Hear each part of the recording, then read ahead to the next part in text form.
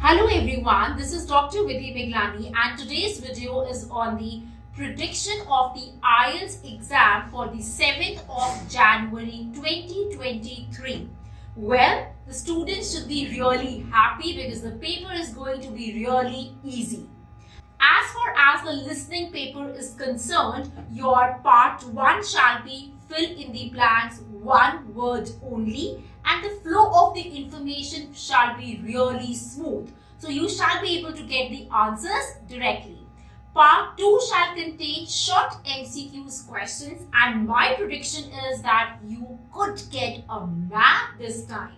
So focus on the map. Part 3 shall have long MCQ questions and choosing 2 to 3 options from the list of the options given. Part 4 shall be a bit tricky, because of course it's part 4 and you shall have one word only type of the question. As far as the reading paper is concerned, passage 1 is going to be really easy and you would have fill in the blanks and true false not given as your question types. Passage 2 shall again be easy to moderate. The question type you would get is match the headings and MCQs.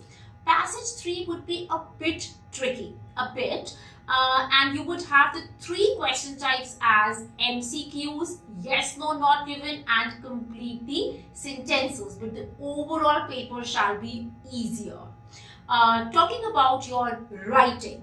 As far as the writing is concerned, in your task 1, there shall be a graphic information.